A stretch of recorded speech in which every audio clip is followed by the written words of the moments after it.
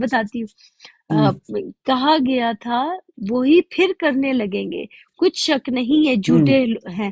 یعنی یہ کلام پاک جو قرآن کو بتا رہا ہے کہ یہ جھوٹے، ان کی گواہی قرآن پاک دے رہا ہے. آپ کو پتہ ہے اس چیز کا کہ اس ایسا ہی شخص کی بالکل. جو ابھی آئے اس کی گواہی کلام پاک دے رہا ہے کہ یہ جھوٹے لوگ ہیں، کہ اگر ان کو دوبارہ واپس ہم لوگ ادھر لے کے آئے نا، ابھی ہم اپنی پلاٹ کے اوپر لے کے آئے، واپس ان کو یہاں لے کے آئے، تو یہ دوبارہ یہی کریں گے جو یہ کر رہے ہیں نا، ابھی جھوٹ کے اوپر زندگی گزار رہے ہیں. کہ یہاں پہ واپس بھی آ جائیں، ان کو کلام پاک کو کھول کھول کے ان کی آیتیں ایک ایک کر کے بیان کر دی جائیں، پھر بھی یہ یہی کریں گے، کیونکہ یہ جھوٹے ہیں، جھوٹ کے اوپر زندگی بسر کی ہوئی ہے. اور انہوں نے اپنے جھوٹ کو اپنی زندگی کا سب کچھ مانا ہوا ہے، اور بولتے ہیں کہ یہ جھوٹ جو ہے یہ سچ ہے. اس جھوٹ کو جو سچ بنا کے بیٹھے ہوئے ہیں نا، تو ان کے بارے میں بات ہو رہی ہے. آگے ہے اگلی ایسا ہی آیت ہے بالکل. 29. ہاں یہ جی بولو آپ بولو، آپ کنٹینیو بولو، کیجیے. آپ بولو، آپ بولو. نہیں نہیں، وہی بات میں آپ جو کر رہے تھے میں بھی وہی بات کرنے والا تھا. فی الحال کوئی بات نہیں، اچھا آپ آیات پہ کریں. اوکے، 29 ہے اور کہتے ہیں، ایک منٹ رکنا ذرا.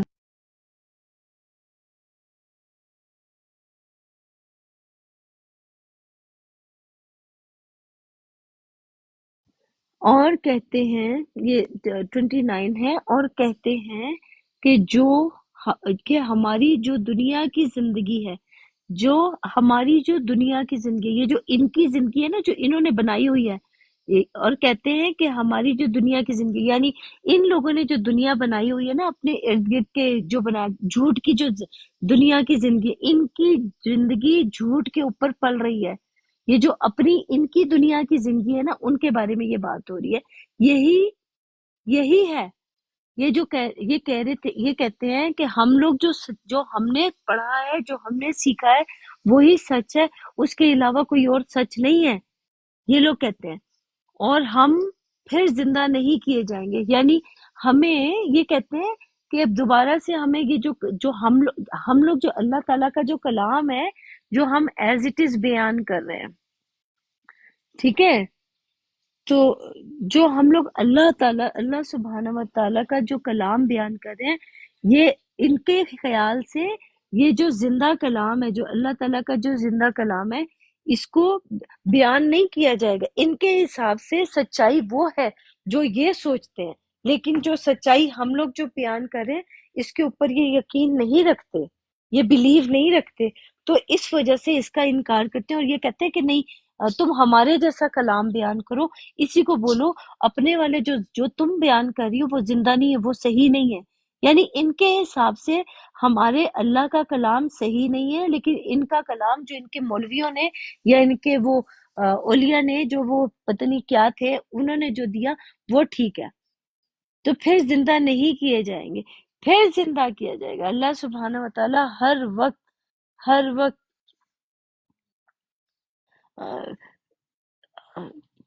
وقت اللہ سبحانہ و تعالیٰ اپنے کلام کو زندہ کریں گے. یہ اللہ سبحانہ و تعالیٰ کا وعدہ ہے کہ زندہ کلام جو ہے وہ کبھی نہیں مرتا. انسان مر جاتے ہیں، ہم لوگ تو آئیں گے جائیں گے، آئیں گے جائیں گے، ہمارا تو کوئی وہ نہیں ہے نا، کب کس وقت زندگی ہماری ختم ہو جائے ہمیں پتہ ہی نہیں ہے اس چیز کا. تو ہم تو ختم ہو جائیں گے، لیکن یہ کلام جو ہے، جو زندہ کلام ہے، وہ نہیں مرے گا، وہ کبھی ختم نہیں ہوگا. ٹھیک ہے، ہمارا آنا جانا لگا رہے گا. اور کاش تم، مجھے ایسے لگتا ہے، اور کاش تم دیکھو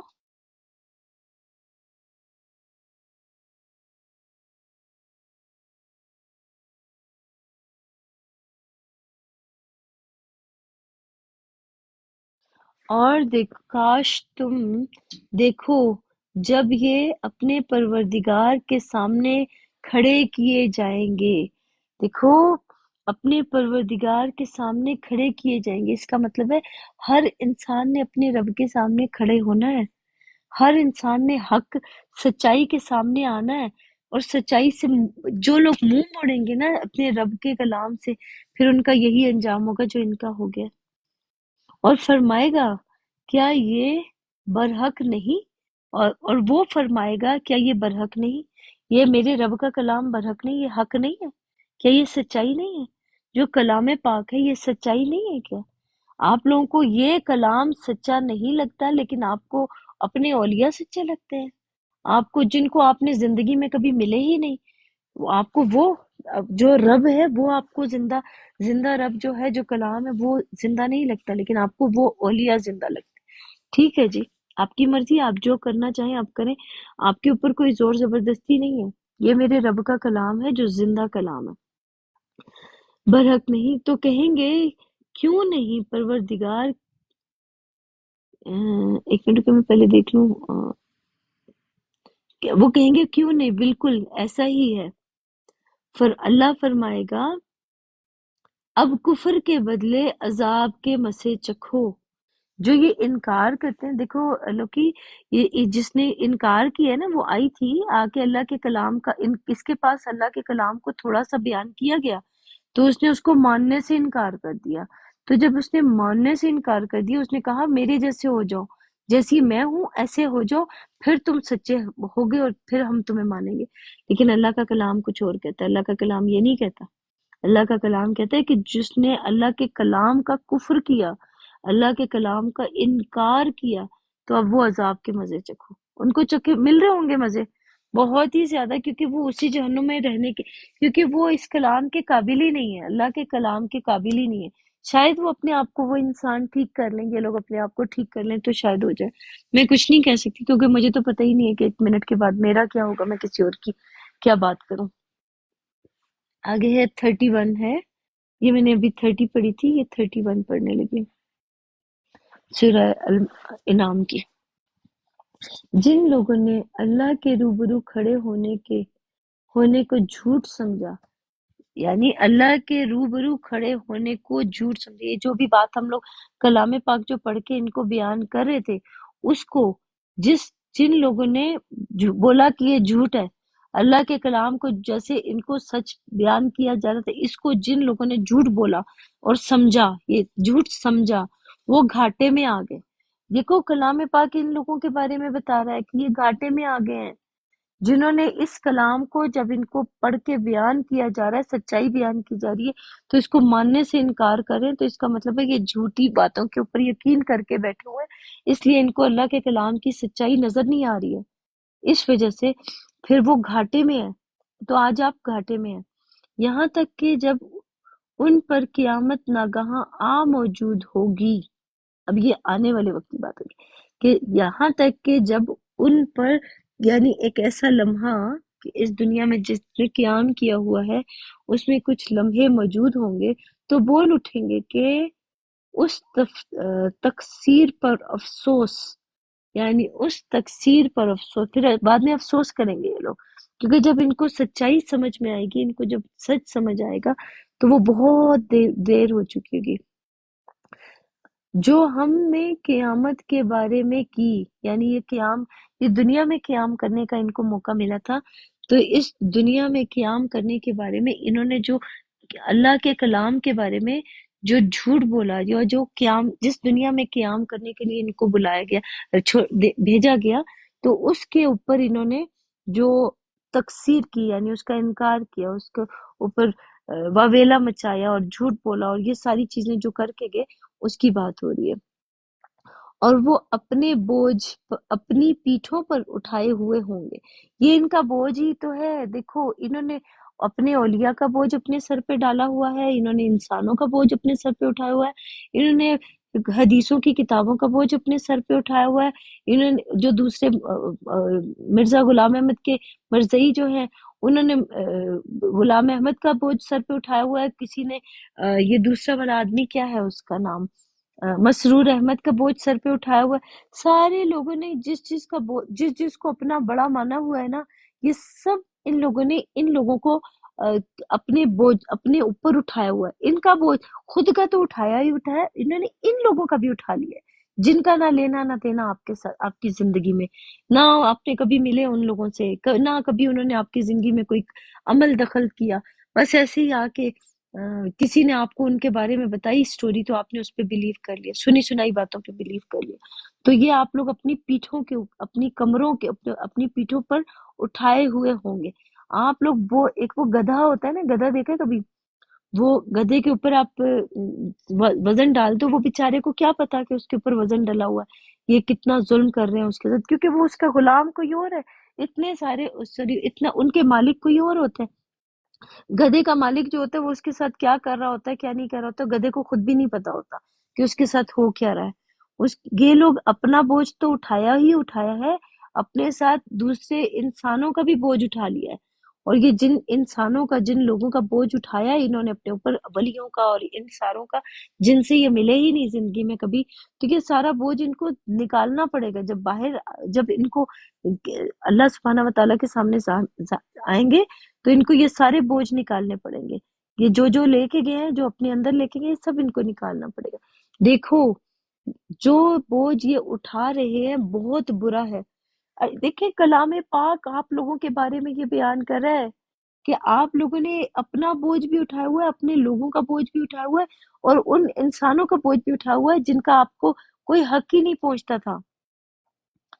تو آپ کے اوپر تو اللہ سبحانہ و تعالیٰ نے کہا کہ یہ جو جسم ہے نا، یہ جو ایک جسم ہے، یہ تمہارے اوپر ہے، اس کی ذمہ داری تمہارے اوپر دی جاتی ہے، اس جسم کی ذمہ داری. پھر ہم لوگ اپنے اوپر ذمہ داریاں اور لینا شروع کر دیتے ہیں، شادیاں کر لیتے ہیں، بیوی کی ذمہ داری، بچے پیدا کر لیتے ہیں، بچوں کی ذمہ داری.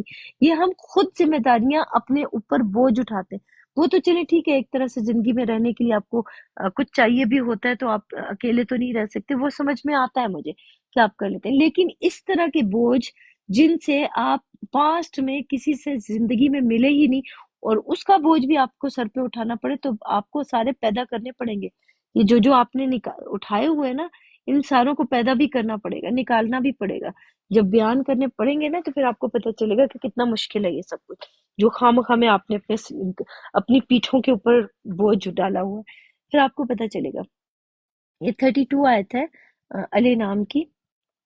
اور دنیا کی زندگی تو ایک کھیل اور تماشا اور مشغلہ ہے، شغل ہے. یعنی دنیا، یہ جو اس طرح کی دنیا ہے نا، دیکھیں دو طرح کی دنیا ہے. ایک اپنے رب کی طرف کی دنیا ہے جو اللہ سبحانہ و تعالیٰ نے ہمارے لیے رکھی ہے، اور ایک وہ دنیا ہے جو کھیل تماشا، بس لوگوں کو تنگ کرنا، لوگوں کے ساتھ بس پوری زندگی آئے، اور جب عقل بھی آئی، جب شعور آیا، تب بھی اسی کے اندر ہی رہے، اپنے آپ کو نکالا ہی نہیں، اس گند سے نکالا ہی نہیں. تو اس کا مطلب ہے برائی کے اندر ہی پڑے رہے، آئے اور پڑے رہے اور کبھی نکالا ہی نہیں. تو وہ دو طرح کی زندگیاں ہیں.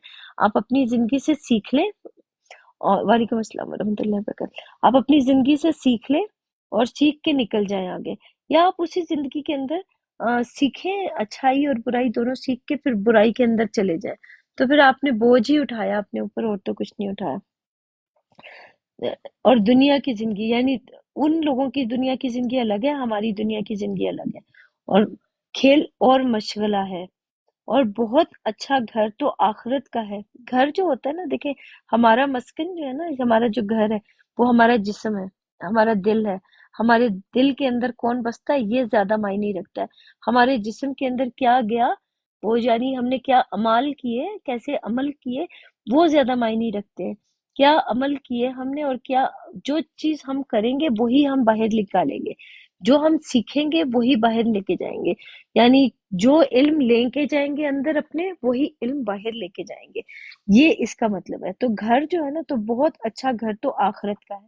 اب آخرت کا گھر کہاں ہے؟ ہمارا جو دل ہے اس کے اندر اگر اللہ بستا ہے، ہمارے دلوں کے اندر اگر ہم اللہ کو تلاش کرنے، اللہ کی تلاش میں اللہ کے رستے پہ چلنا شروع کر دیں گے، تو وہ جو رستہ جا رہا ہوگا اللہ کے گھر کی طرف لے کے جائے گا ہمیں، تو وہ سب سے خوبصورت رستہ ہوگا، کیونکہ ہمارے دلوں میں رب بستا ہوگا، ہمارے دلوں میں ہمارا اللہ بستا ہوگا.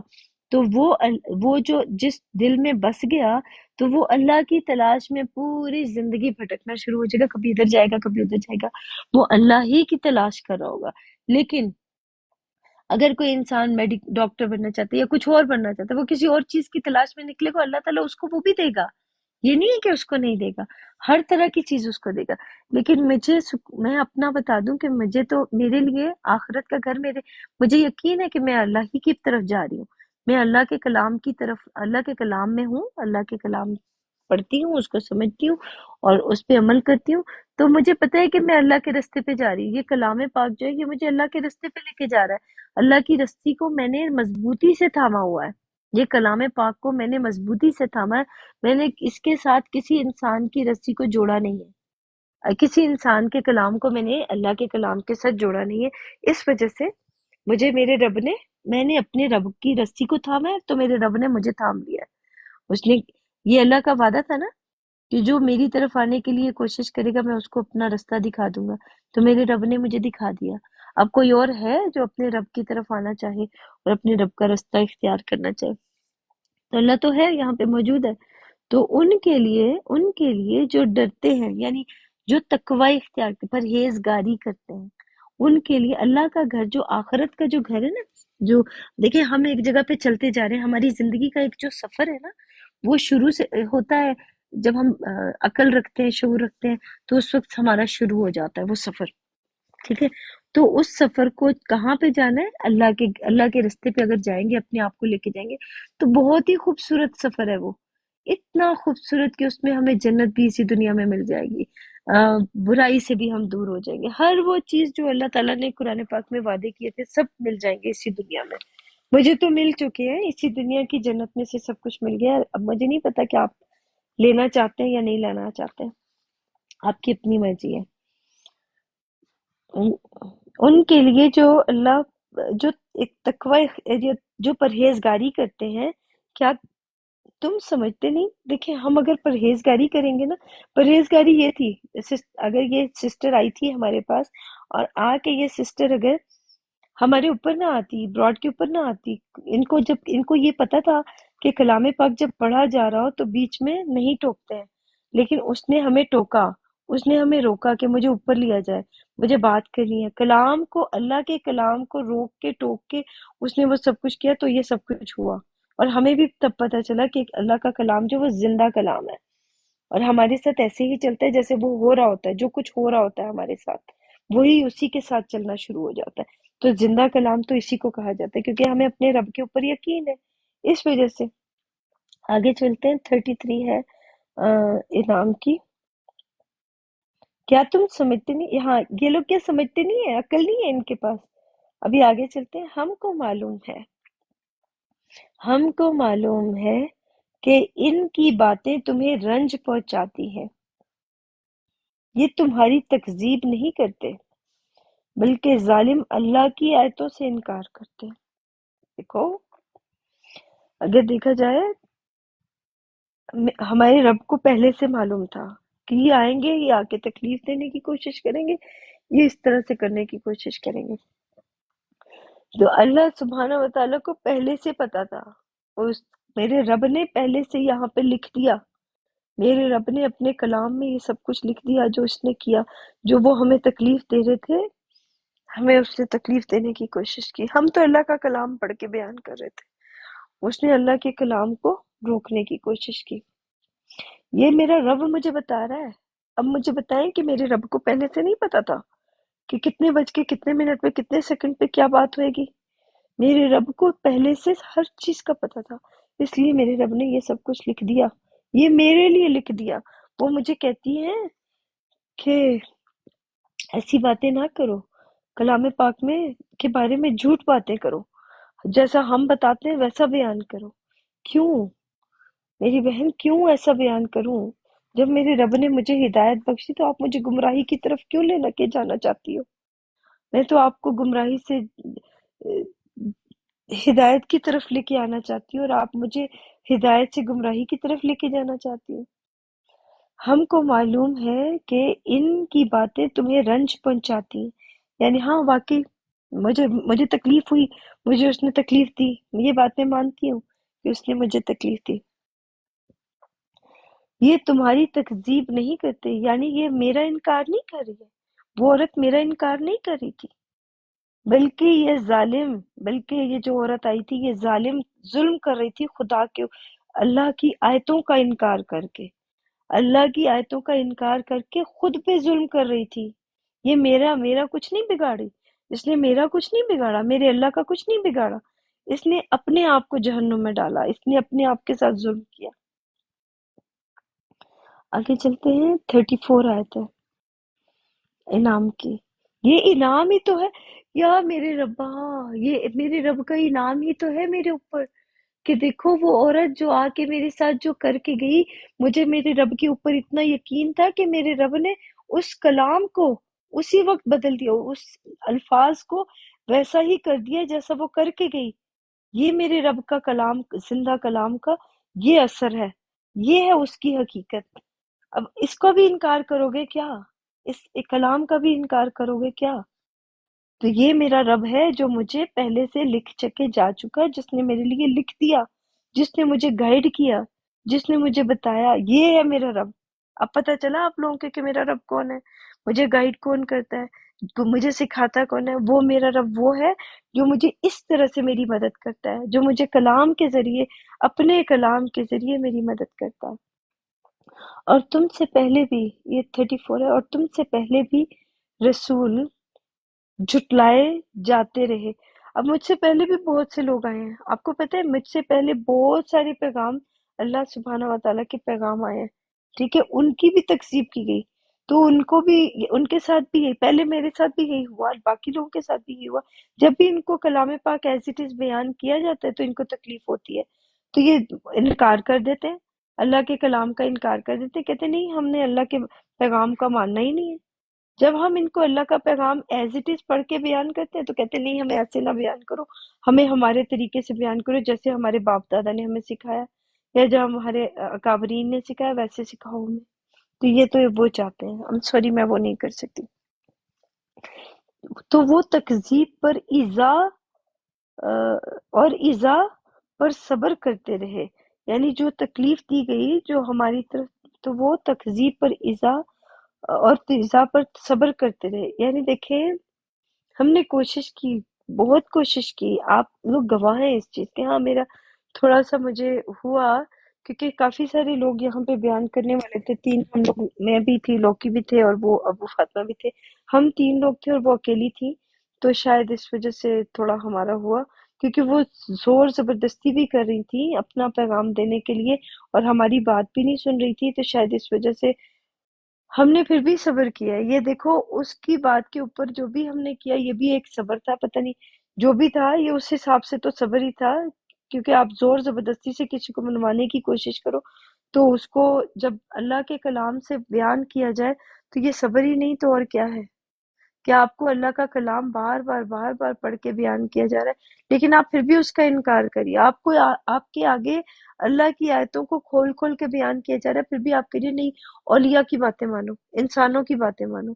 میں کہہ رہی ہوں نہیں اللہ کی بات ماننی، کہتے نہیں ہمارے اولیاء غلط تھے کیا؟ ہاں وہ سارے غلط تھے، جو وہ کام کر رہے تھے وہ سب غلط کر رہے تھے، میں کہتی ہوں غلط کر رہے تھے، مانے آپ نہیں مانتی نہ مانے، آپ کی مرضی ہے، کیونکہ اللہ کے کلام میں وہ سب کچھ نہیں ہے جو وہ کر رہے تھے۔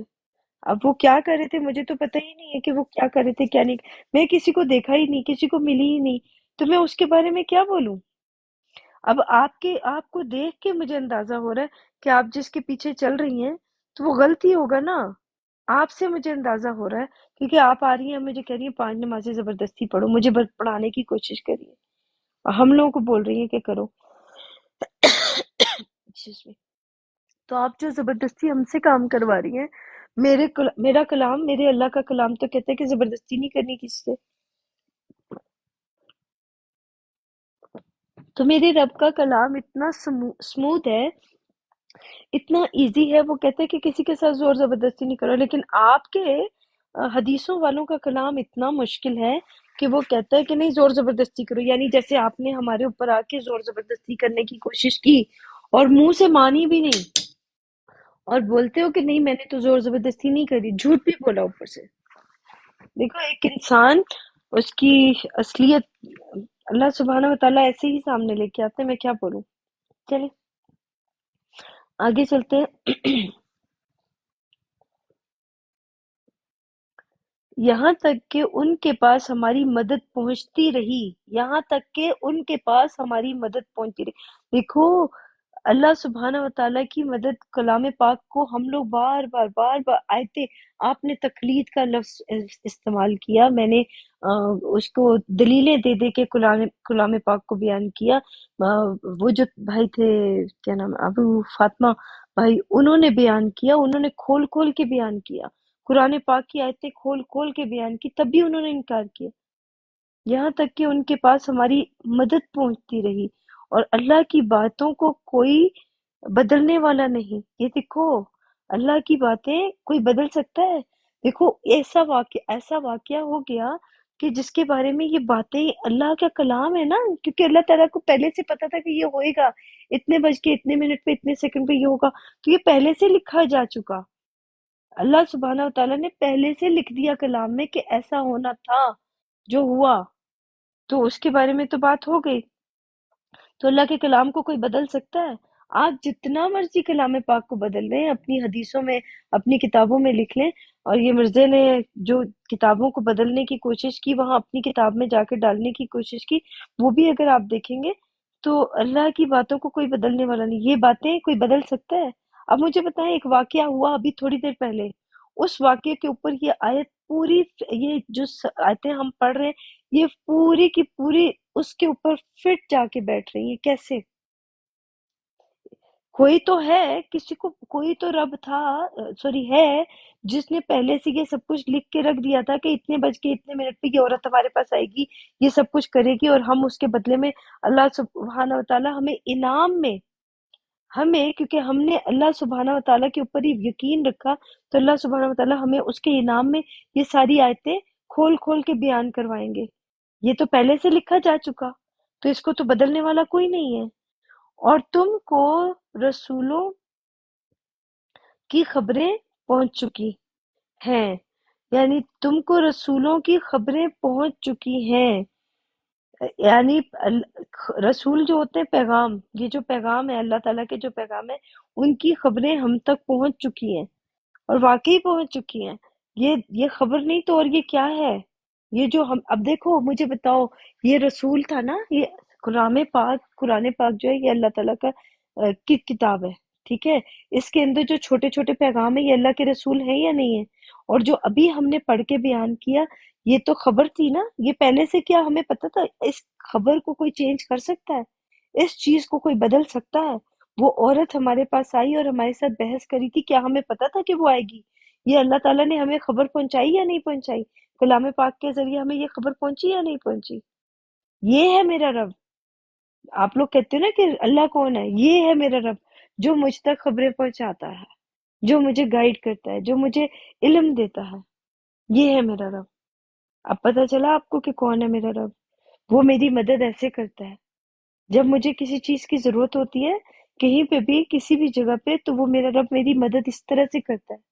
میرے اللہ سبحانہ وتعالیٰ جو ہے، میرے پاک پروردگار جو ہے، وہ میری مدد ایسے کرتے ہیں۔ جب میں کسی مشکل میں پھنس جاتی ہوں تو میرے رب میری مدد اس طرح کلام پاک کے ذریعے کرتے ہیں۔ اب سمجھ آئیے آپ کو کہ میں کیوں بولتی ہوں کہ مجھے کلام پاک سے پڑھنا ہے؟ لوگ کی بات کرنی ہے کوئی؟ آگے پڑھوں؟